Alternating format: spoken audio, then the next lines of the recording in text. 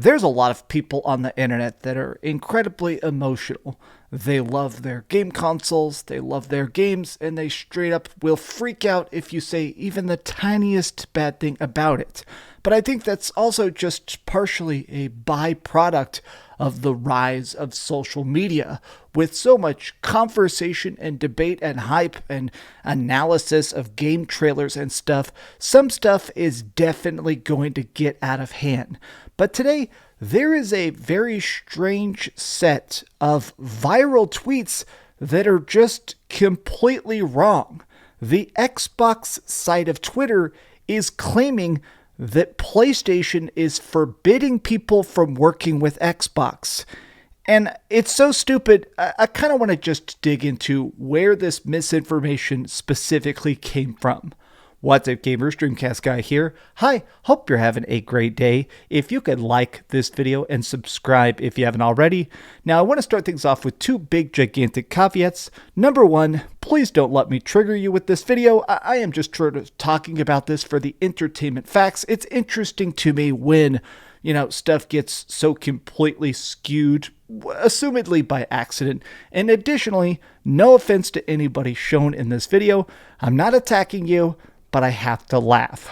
So, I've seen multiple of these today, big, ridiculously viral tweets. This has thousands of likes in just the first couple hours, but it says this: Sony is getting exposed badly. Already, this guy definitely sounds like he is tweeting this while crying. Sony restricts companies from working with Xbox. These are third-party deals.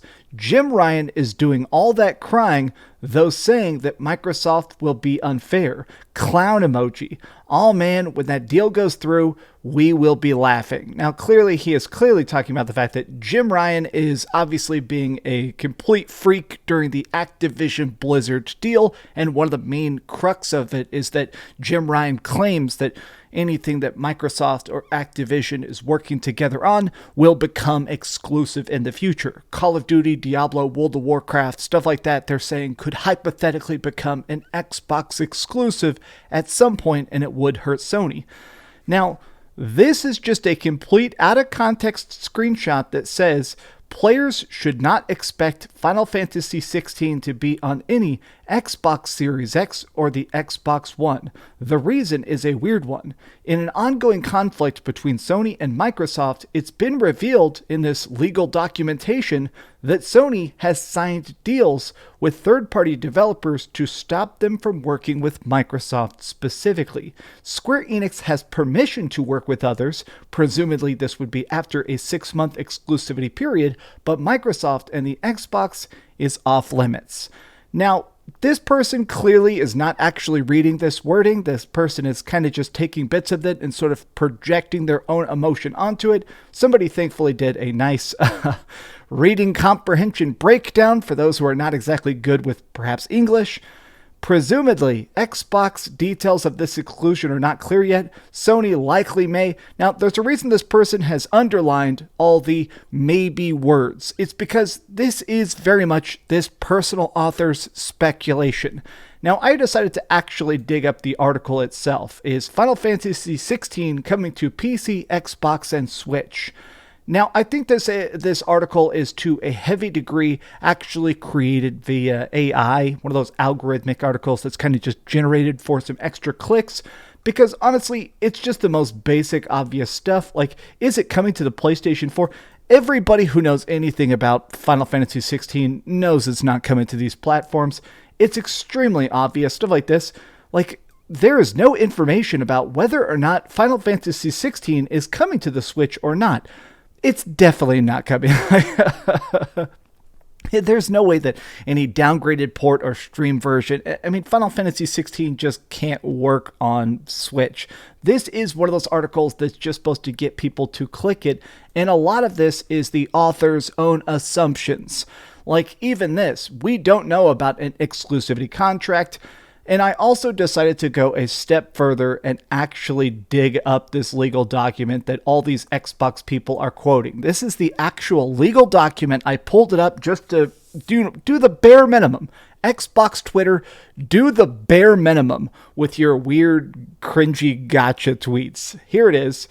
So here, literally here, 3.6. I literally pulled it up. This is the exact one. You can see it says right here, 3.67. This is the exact section of this 50-page legal document. I'm sorry, 100-page legal document. I'm on page 63 here, and it says this. Now, this is written by Microsoft. This is not being written by Sony. It's being written by Xbox themselves. Exclusivity strategies are not uncommon in the gaming industry, and other market participants have access to their own content. Both Sony and Nintendo's exclusive first-party games rank among the best-selling when it comes to first-party stuff. Obviously, Sony has things like The Last of Us, Ghost of Tsushima, God of War, and Spider-Man. In addition to having outright exclusive content, Sony has entered into arrangement with third-party publishers that require the exclusion of Xbox from the set of platforms these publishers can distribute their games. Some prominent examples of these include Final Fantasy VII Remake, Bloodborne, which is from Software, the upcoming Final Fantasy XVI, and even things like Silent Hill 2 Remastered. Nintendo's exclusive content is well-established, globally famous, and iconic franchises like Mario, Zelda, Xenoblade, and Pokemon. Now, anybody who is able to grasp even the most basic sense of English can see that what they're actually saying here is that Sony is basically, to some degree, helping this stuff even exist. A lot of times these people are getting extra Sony employees, extra development time, extra bits of funding to make sure the marketing budgets are handled. In the cases of everything shown here, these are not just tiny exclusives.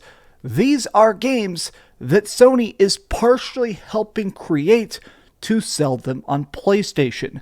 These people are treating it like this ridiculous gotcha. Like, first of all, this contract is from literally 6 months ago. I don't know why this is randomly being pulled out now, but it's an exclusivity deal that actually works, basically saying, if we build something for the PlayStation 5, we want it to be best and on the PlayStation 5 for as long as possible. Some of these games that Square Enix have been working on have already been coming to the Xbox. I mean, what about frickin' Final Fantasy Crisis Core? What about Diafield Chronicle? It's basically, this is a thing where legally Microsoft is pointing out the fact that the things that companies work together with Sony on, yeah, they're not going to later port them to Xbox. Or if they do port it, it's going to be pretty far down the road. But this is such a weird take to assumedly act like somehow this is showing that Sony is trying to hurt other companies. Like, this restricts other companies from working with Xbox.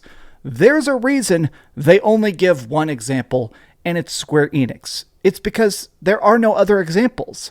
When we see stuff like tiny third-party games, tiny indie games that are only coming to Xbox or only coming to freaking PlayStation, those are not destroying the industry. They're not always being paid for exclusivity. Sometimes it just comes down to who is going to pay for your development. That's what it is. In fact, a lot of people are actually replying to this and saying, what the heck? So Square Enix is agreeing to this deal. It's not like Square Enix is having their arms bent. A lot of people are actually pointing out, okay, so other people also have exclusivity contracts. Like, okay, Ken of Bridge of Spirits was exclusive. Almost every single reply is talking about the fact that there's just nothing to expose here. This is counter bidding. This is very basic business. A lot of people, though, are talking about even stuff like this. The last case of Benefit Fox. Like, there are games that are also exclusive to the Xbox that are being paid to be on Xbox and not coming to PlayStation.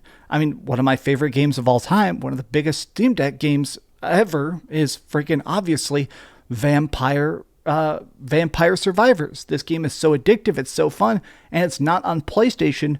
This game is so basic, they could probably port it to PlayStation in a weekend, but it's not. It's almost if Microsoft paid to keep this as a Game Pass exclusive because it's a gigantic W for them. I've played so many hours of this on my Xbox and so many hours of it on Steam Deck because it's a great game that wisely they locked down.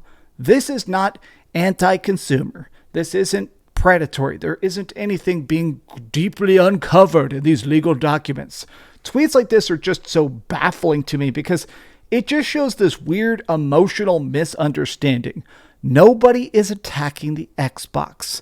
Nobody in the media is biased towards PlayStation. I mean, nobody hates the Nintendo Switch. I feel like I keep seeing these tweets where somebody just has this weird, very laser-focused view on my team must win, your team must lose. D-Batch, I'm sure you're a very nice guy. Well, actually, I know you're not. I looked at some of your other tweets. You were definitely saying some very questionable things in some of your other tweets that are very messed up, but I don't even want to go into that. But you know what? Your gaming opinions, you can have them. But this is just literally so wrong that it's hilarious to me. Much love to you guys. Thanks for watching. And Xbox Twitter, maybe don't spread tweets like this until you actually read them and fully comprehend it. It'll make you guys look a lot better. Thank you for watching. If you enjoyed this video, please give it a big old thumbs up, share with your friends, and subscribe if you haven't already. And please keep dreaming. I'm sure this video is going to go over very well. Thanks so much for watching that video. If you want to see something else, you can always click this link to see what I put up last, or, subscribe and see what's coming up next. Also, I promise that whatever I do, it'll try not to suck.